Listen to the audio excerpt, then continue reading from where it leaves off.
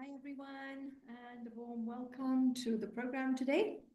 So we have a small little group online, and really happy to have you here with me. It's a beautiful topic, isn't it? I think you're all meditators. I'm looking at the names online. Dunya, Shamila, Bodhi, and let me see who else is there.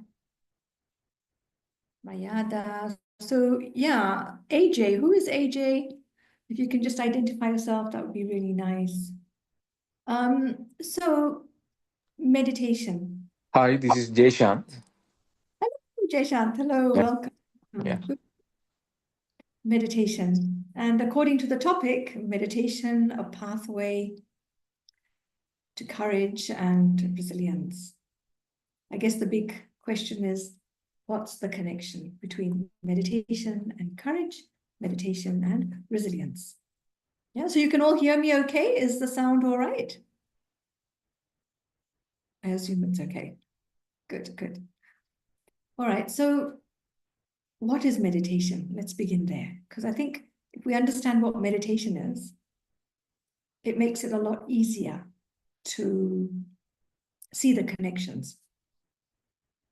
And for me, really, meditation comes back to healing. I'm healing the heart of the soul. Not healing the mind and the heart and the soul. No, I'm healing the heart of the soul. The heart of the soul is really where everything emerges from. The heart of the soul is my consciousness.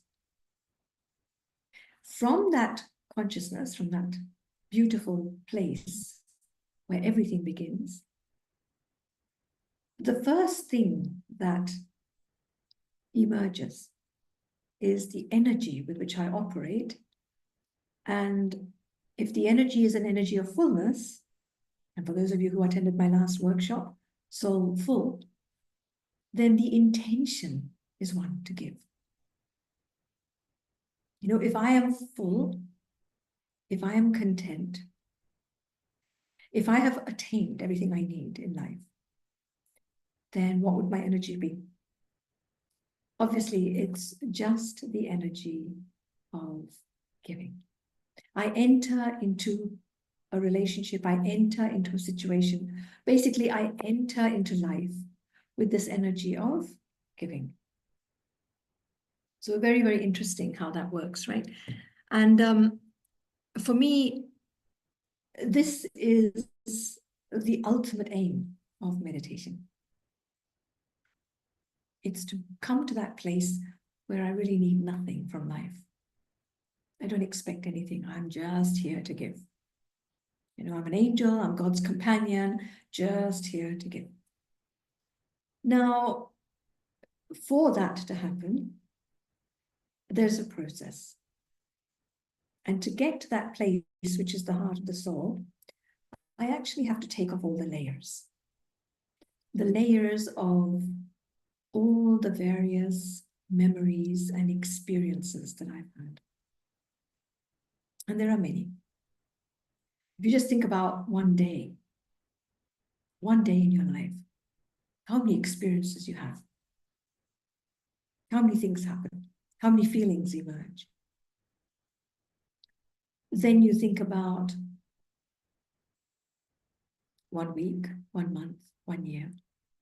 And I'm sure everyone on the call is more than 20 years old. So that's a lot of experiences, a lot of memories.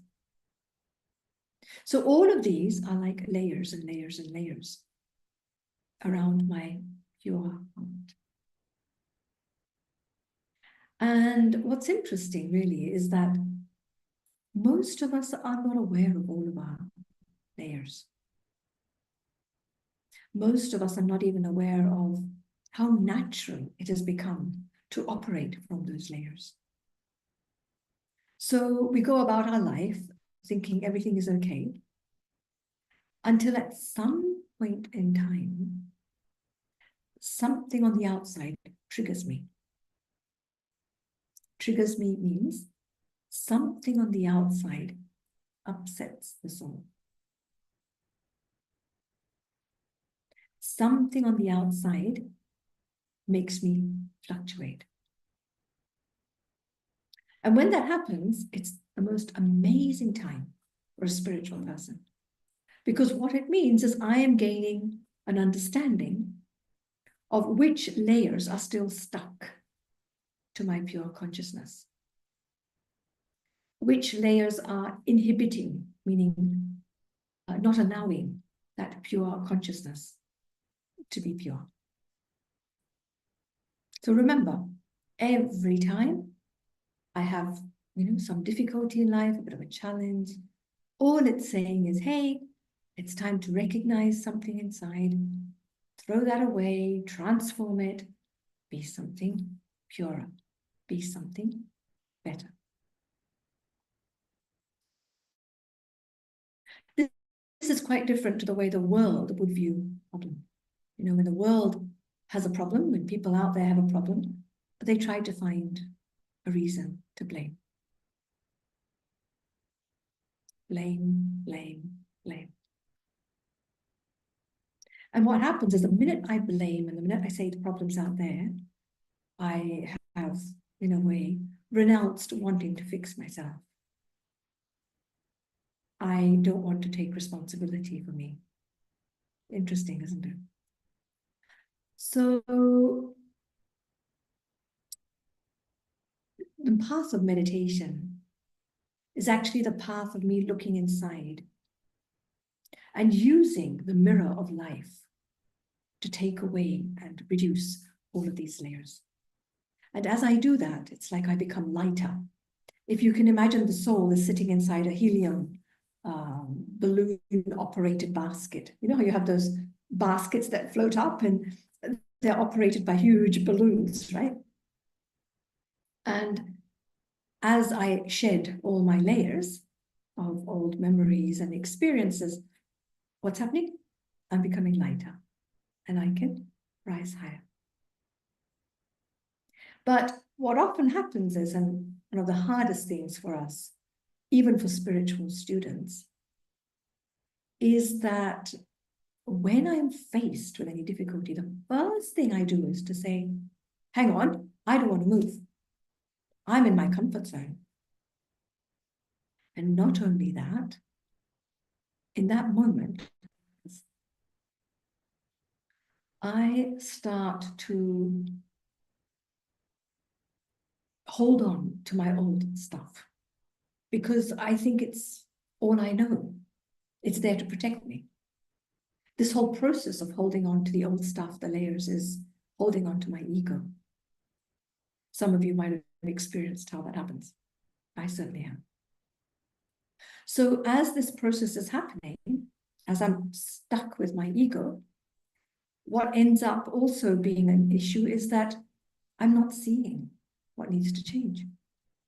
I'm not seeing what I need to shed. And unfortunately, that means that I end up with a lost opportunity. An opportunity for me to create change, and I don't take it. It's gone. So what to do? This is the big issue. And for me personally, I know that this voice inside comes up. I am right. I must be right. The other person is wrong. How could they say such a thing, And so I don't consider anything apart from what I know. I don't know if that happens to you too, if any of you have been through that. So yeah, this is how it works, really. This is how it works. Where is courage then? And where does courage fit in? Well, courage is the ability that I have to look at myself. Courage is that voice that says inside, you can do this. You can change. You can become better. You can upgrade. Even though people say, oh, courage is about being this and being that and doing this and doing that. I mean, it's great. It's nice to have that courage to do things on the outside. But the greatest courage we can ever have is the courage to the courage to look inside and be the best version that I can be. That is true courage. That is spiritual courage. Interesting? So courage is not about, oh, well, I'll just move from one city to another, move from one country to another. Courage is not about, oh, I'll go bungee jumping or do something that I've never done before. That's very worldly type of courage. I wouldn't say that that's spiritual courage. Spiritual courage is, can I actually be the highest version of me? And what I found is that for most people, we avert that. We don't want to go there. We want to just prove to ourselves we're okay by doing all the outside stuff. And so I start to create moments of these external memories. Oh, I did this and I did that. And I prop up my self-respect using that. But it doesn't mean that the internal stuff is changing and that actually I have the courage to be my highest version. So how do I develop this courage? How do I develop the courage to look at myself and be me? Well, you know, there's two parts to courage. There's a courage that comes from knowledge, and there's a courage that comes from a stamp inside me, a stamp of experience. When I have experienced myself, when I really know who I am, when I have deeply, deeply felt my highest potential, I know it exists. No one can take away that experience. No one can take away that memory. And can I tell you the ultimate aim of meditation? It is just to experience my highest potential. It is just for me to be able to be the best version of me. That is the greatest courage that anyone can ever have. It's actually much easier to do things on the outside and to pretend that I have the courage for this, that, the other. And I say pretend because, yes, it is courage. Of course it is. To go to a place you've never been to do something you've never done, you know, to cook a dish that you've never cooked before, to meet a friend who you haven't met for a long time. All these things on the outside, they require a little bit of a push, you know, what we call courage. But the courage to be requires a lot more. The courage to be, firstly, requires the will for me to want to be the highest version of me. To me to be able to do that for myself and knowing that if I get to that place, everyone in the world around me is taken care of.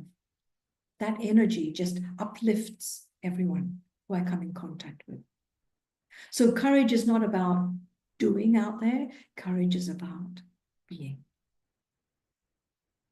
But because many people don't know how to be their highest version, they let that be aside. So how do I develop this courage? Two things. Remember I said knowledge. I need to know who I really am. And the second part, I would say the knowledge is 10% where my courage comes from. 90% of courage comes from experience. It comes from experiencing the real me. And this is where meditation and courage are connected. Real meditation is nothing but knowing who I am and experiencing that again and again and again. The more I can experience my highest potential, the easier it is for me to let go of all the other layers that are covering that pure me. You know, the layers of the cabbage that we always talk about. The more I experience my core, the more that grows. And slowly these layers just automatically are shed. The layers are heavy. The layers are not something that I want to hold on to and create a life of. The layers are actually, what can I say? The layers are probably what take me away from who I really am. So the more I experience myself, the more I bring my consciousness higher and higher and higher. The higher my consciousness, the more full the battery is. The higher the consciousness, the more the soul is aware that I have everything I need in my life. Everything that I need to be able to manage. So courage is, I would say, a direct product of good meditation. If I'm experiencing the real me, I'm letting go of the impure me, the wrong me. The more I'm experiencing who I really am, the easier it is for me to shed who I am not. And it's an amazing journey, really, when you have the courage to look inside and you have also the sense that you don't want to continue where you're at. You want to be something better. You want to be something greater. You want to be able to support people around you, support the world through this new you. Then, that knowledge and that deep will attracts the strength to have the experiences you need to then develop courage.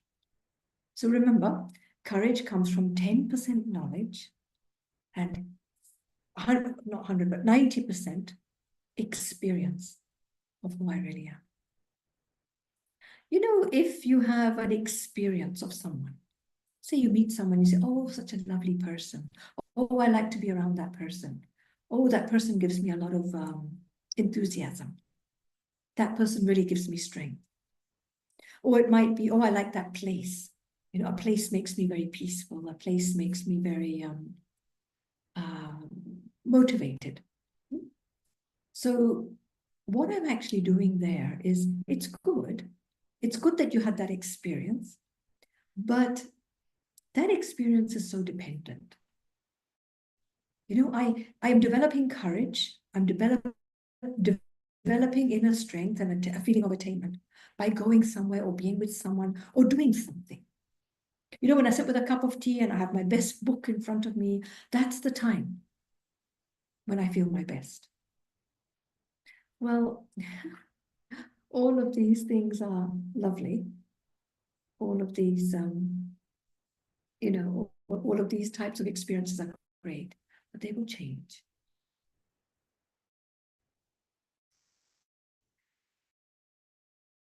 Being very wobbly, actually. They leave us feeling quite,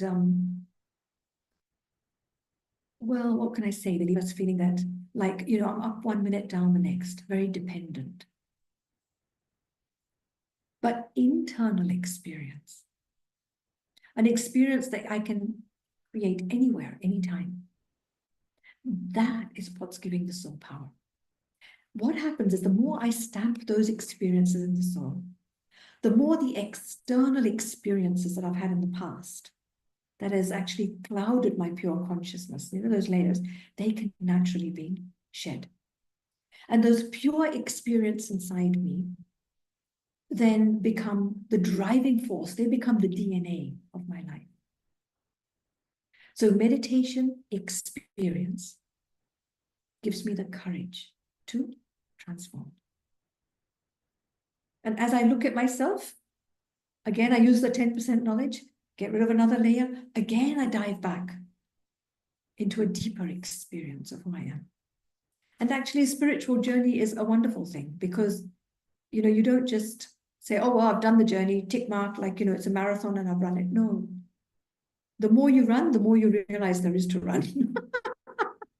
It's not like when you begin, you have an end in sight. You might say you have the end in sight. I want to be like this. But when you think you've got close to that, can I promise you, your idea of what perfection or your higher self might be, it shifts further. The goalpost keeps moving forward, which is a wonderful thing, actually. It's a really good thing because it means that I am realizing the depths and the purity and the power of who I really am. Okay, so before I move on to resilience, I'm wondering whether any of you, because it's 4:30, would like to ask any questions or make any comments about meditation and the connection with courage. Anyone? Anyone? You can speak, you can write comments. What did you hear that you liked so far? Anything?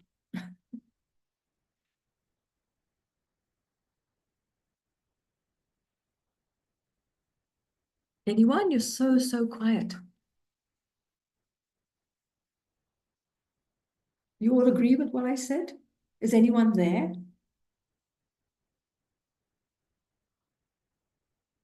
Is anyone listening to me? Or am I all alone on this call? I've never had such a quiet. Okay. Yes, everybody is listening.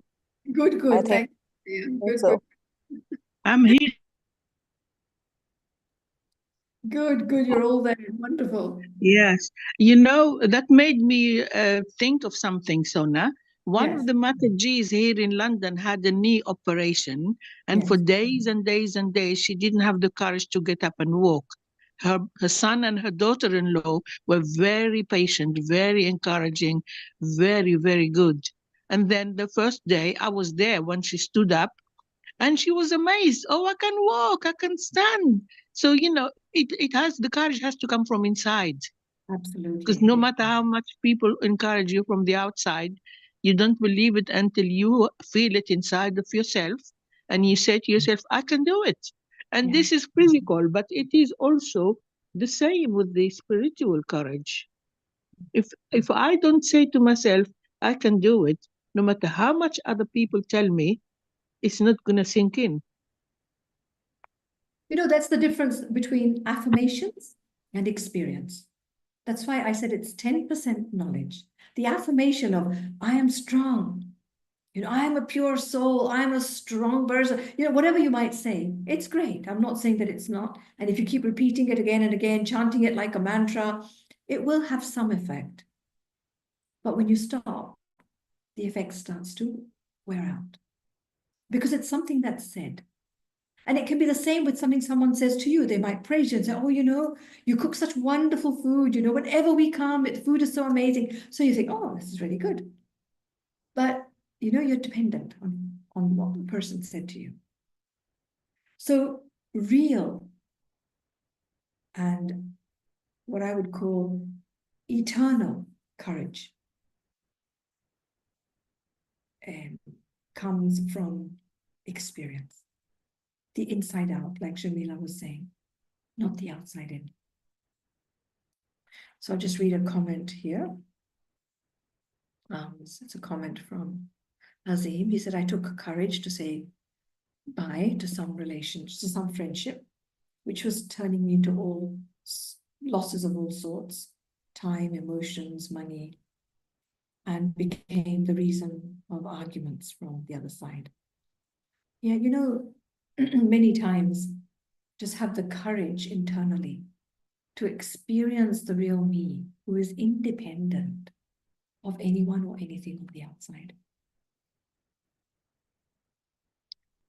That, and to stand up for that me and realize that I don't need other people to stroke my back and say, oh, you're okay, you're wonderful.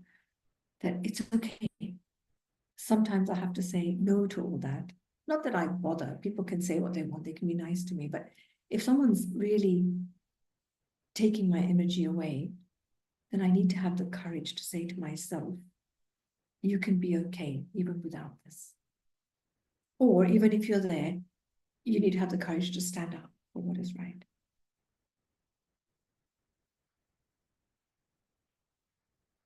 Okay, so if there's no other comments, anything anyone wants to say, I want to move on to, yes, Tasfia.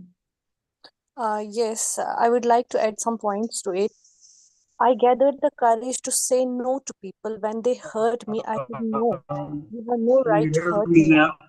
I can manage myself. I can stabilize myself. I can make myself in the things harmony with the external world too, in as well as with the internal world. When they hurt me, I can just push them back. No, you can't. I am the owner of myself. I will. I have the courage to say no to the people now, after being in the meditation and all this. Thank you. Thanks to you people, you guys. I just have no words to say, express gratitude to Almighty. And after that, to you people. Thank you very much. Thank you, Tasfia. It does take a lot of courage, to respect the self. And let me just take one point up that you said, to push people.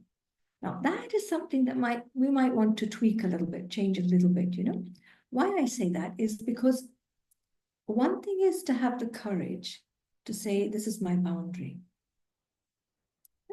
But what we don't want to do is to allow that courage to turn in any shape or form into force. Force is a lack of courage. Actually, this doesn't mean to push the force.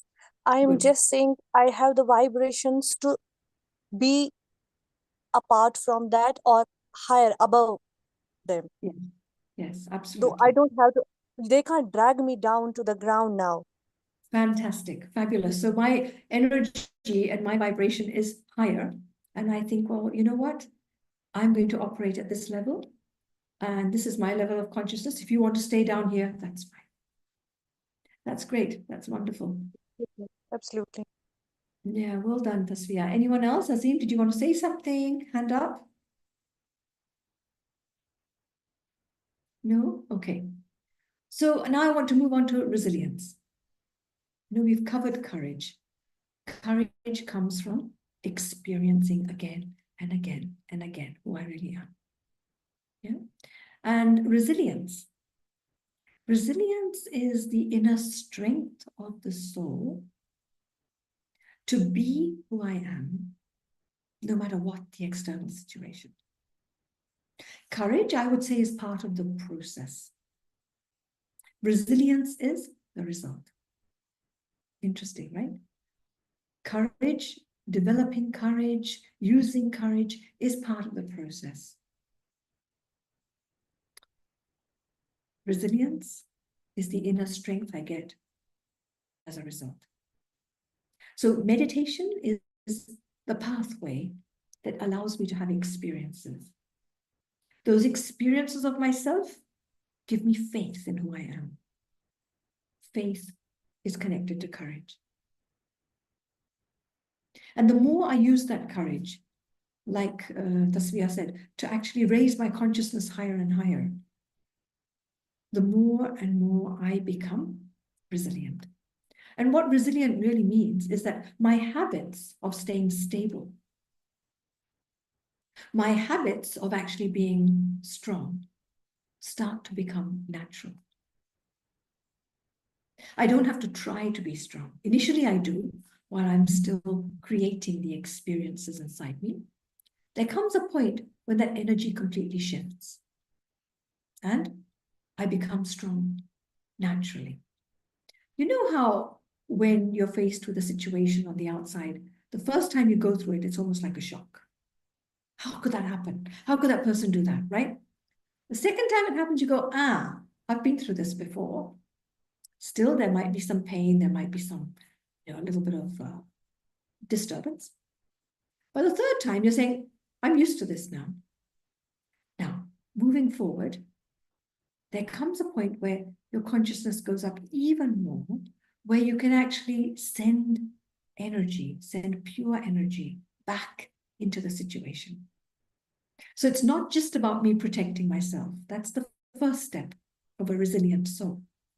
I protect myself. I don't allow myself to take in their negative energy. Second step of resilience is actually being able to have a view a little bit like the Almighty, where all I feel towards others is mercy. I feel mercy, I feel compassion, and I feel that everything that's happening around me is for a reason. And everything that I am learning, the reason is for my learning, I can apply to actually inject back goodness into the world. The end of a spiritual journey is fullness. Fullness means I'm overflowing. Overflowing means I'm constantly giving back to the world that pure, positive, clean energy. Does that make sense? So resilience really is me being me always. And before we get to that place of perfection, how do you know that resilience is building inside you? Because when you have an issue and you do dip a little bit, you can bounce back quicker. So it's the ability to bounce back.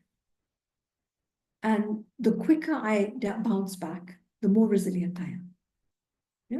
So yes, there will be dips because there's always new lessons to learn. But when I bounce back quicker, the effect of that negativity or the hurt is less. And it's quicker to clear it and clean it. I've made a decision in this year that every night I'm going to let go of anything I experience within me that is not pure. This is almost like a commitment I have for this year. That I don't want to take with me, even from one day to the next, any negative emotion, any negative feeling, any negative stamp. So this is actually helping me a lot. Before, I would say I'm not doing it. But then when I saw that person again, when I entered that situation again, there was still a little bit of that programming inside me. So I knew that I can say the 10% of knowledge is there, that yes, I'm going to let go. But the opposite experience of deep compassion and mercy for anybody involved in the situation. And really telling my heart that whatever it is, whoever it is, don't blame them. They don't know what they're doing. They don't have the knowledge that I have. It's okay. I can be higher. I can be pure. I can be more resilient. I can continue to give. So you can see how this whole journey, this process of meditation, ultimately leads to me being able to stay longer in a higher stage. Before when you start meditation, your consciousness is quite low. And occasionally you feel a little bit of a lift, when you start to meditate. And then you feel another little lift when you meditate. And then another little lift when you meditate, right? So then as time goes on, you find that your consciousness is going higher. And so you're maintaining this higher state more. Occasionally you'll dip down, which is fine. And then occasionally you go a bit higher. And so you're sort of pulling yourself up the steps, a little by little. And then as we become more and more stable, as we become more powerful, I'm more in that state, and occasionally I'll dip down when it's time for me to learn a new lesson. But I don't dip that low that I go into depression. I dip down and I come up, and I'm able to stabilize myself much quicker.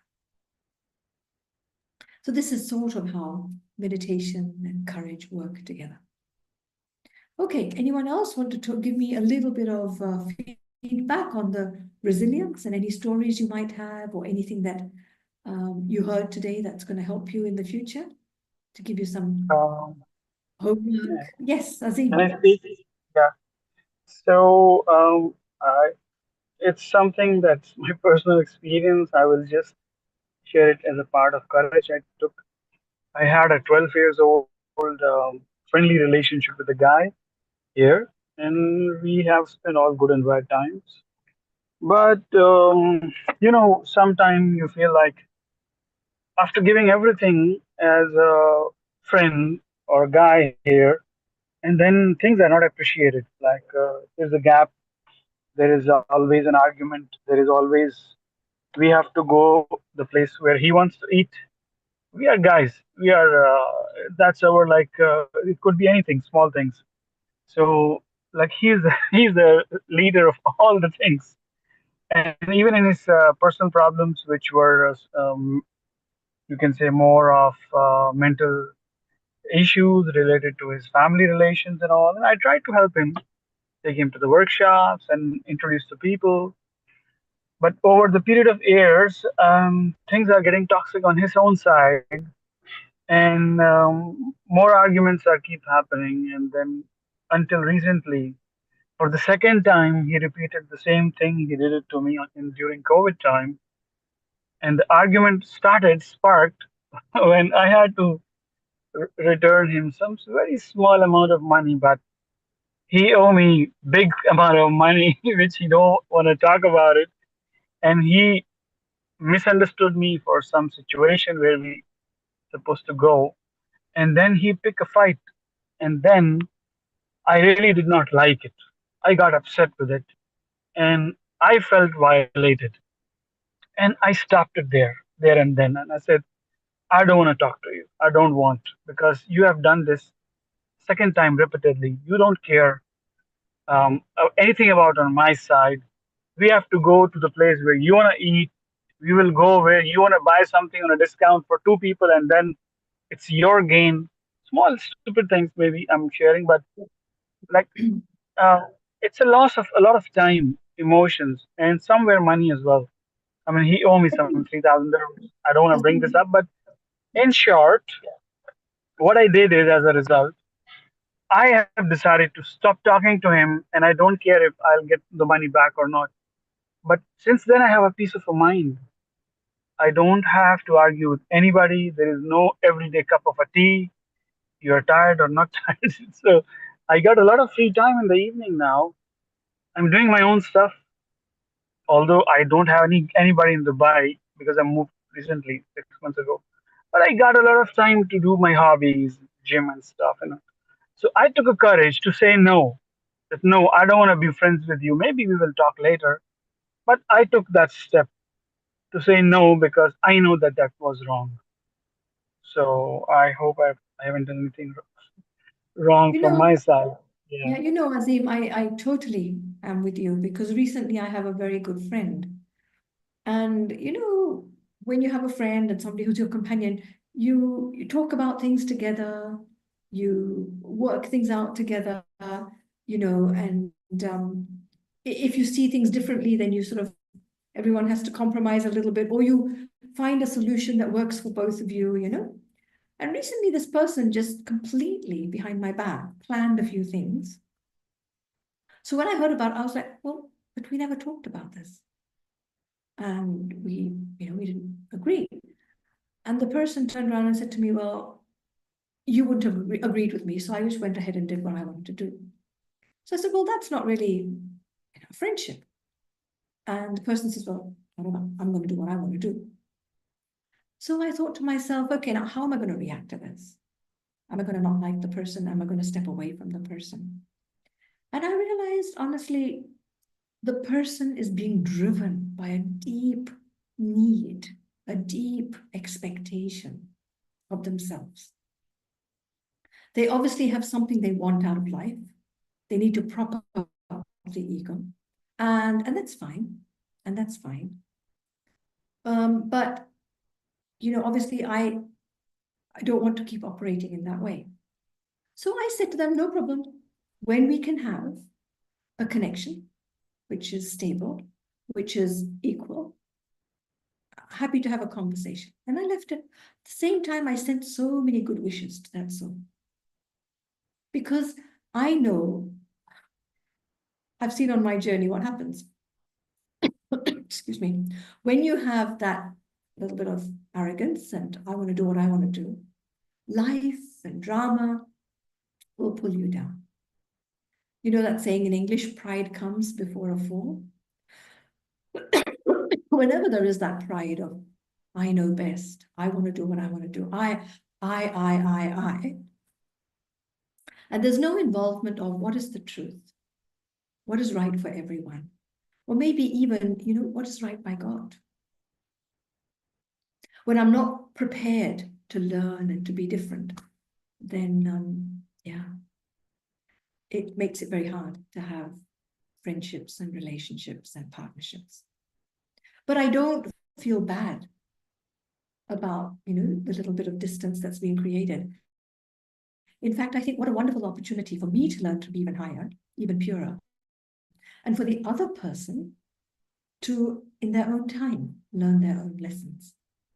And the person doesn't even live around me. It's a person I speak to on the phone more than I meet ever, So it's okay, just good wishes, love, and from my side, not to hold even one tiny little bad memory or bad feeling about the situation. And I can honestly say I'm there. It took me a few days, but now I'm there. Yeah. So I this have a question. yes. Yeah, thank you for sharing your experience. I know I'm gonna forgive the person. That's fine. And now, time and time, for sure, we are living in somewhere world where we need some financial support and all. And the guy owe me some amount, and I know that I can let it go. But in my own time of needs, I feel like I should ask, but I'm not asking because that's gonna open another argument. So I'm confused now. What shall I do? I'm just quiet by not saying anything, but at the same time, I have feeling of needs, but I don't know. You do So have how the to right react to on that? ask. You have the right to ask, but before you ask, sit in meditation for 21 days and keep sending very pure light. Connect to God. Keep sending that soul light.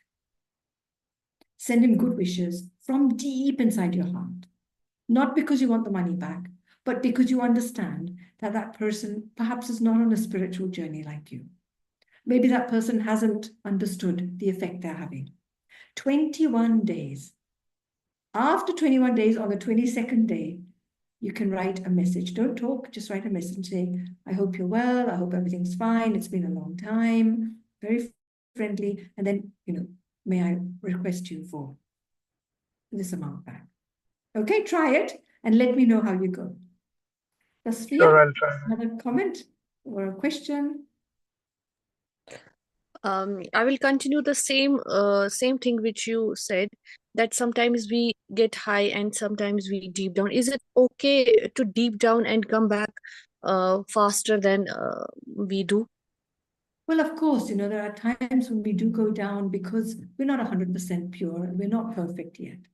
But my own feeling is when I go down, to firstly recognize, I'm getting hurt here, or I'm feeling down here, I'm feeling angry here, to recognize that I'm, imbalanced. I'm not stable. And quickly ask yourself, what is it in me that has been triggered? And I can tell you from my experience, it will be some kind of attachment, some kind of, holding on to something. Secondly, how can I come back to having good wishes for the person involved or the situation ASAP? That's the hardest one. Not to hold the negative experience, let it go, just have good wishes. They don't know what they're doing. I know this is not a great example, but if somebody's drunk on the street, you can see they're drunk. That's how they're going to behave. Some people are drunk with their arrogance. Some people are drunk with their ego. Some people are drunk with their greed. Unfortunately, money, power, these things go to people's head. It's a bit like an intoxication. That's life.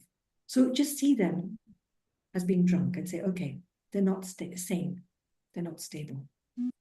How can we differentiate between the pride and the thing we are conscious? Sometimes we say that we know how to tackle the situation, and sometimes when they shift to the pride, when the Yeah. things shift to the pride, how can we differentiate between the two? Yeah. So whenever I'm in self-respect, goodbye, somebody needs to leave. Thank you for joining. When I'm in my self-respect, self-respect only creates good wishes. Arrogance or pride creates a feeling of me being higher or lower.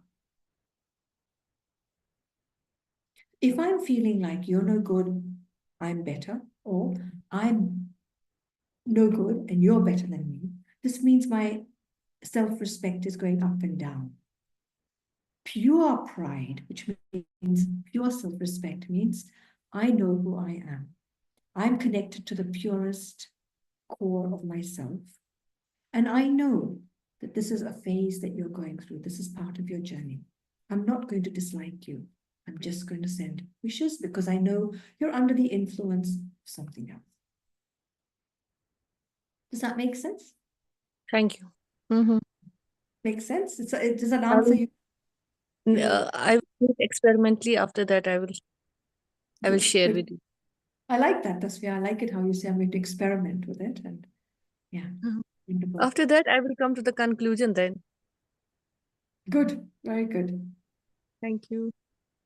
All right, so let's end with a few moments of meditation then, yeah? Just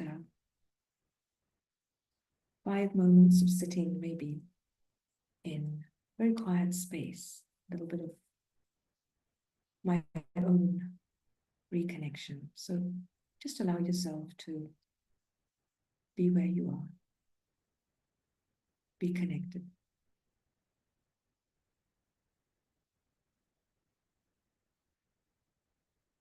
Allow yourself to remember that you are made pure. You are created completely perfect. And the memory of that, the imprint of that, is there within the soul, within myself. It is at the core of who I am.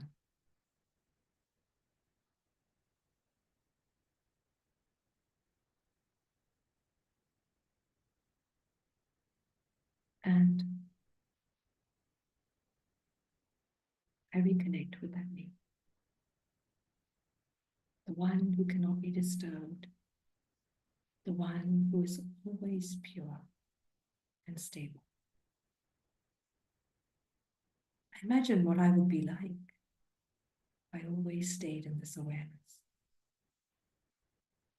the highest self, full potential. See yourself meeting people who usually disturb you, but you're not getting disturbed. See yourself in situations that usually hurt you or are difficult to manage, and see yourself being completely stable.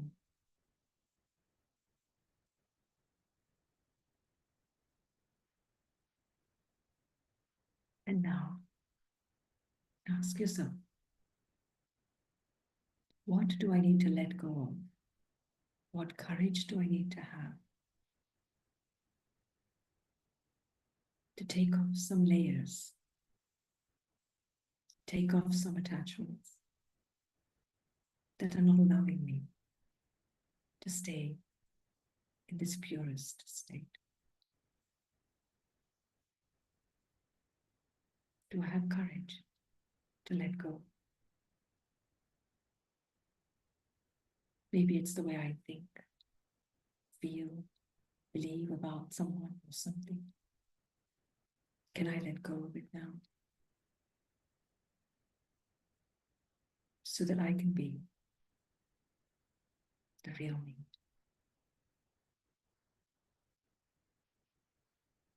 And before we end the meditation,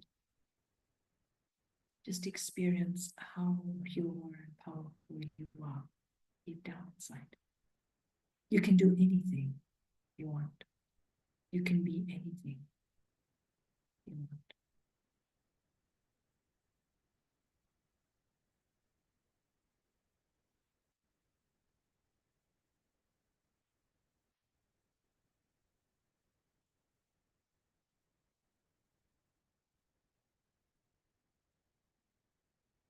When you experience this,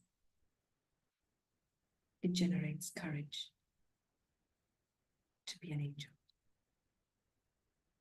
More.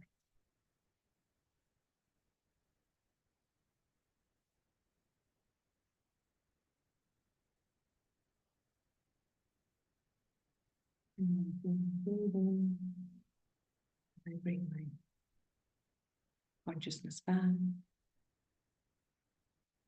and I am reconnected with my environment. Come back stronger, with more courage, more resilience, because I know myself better.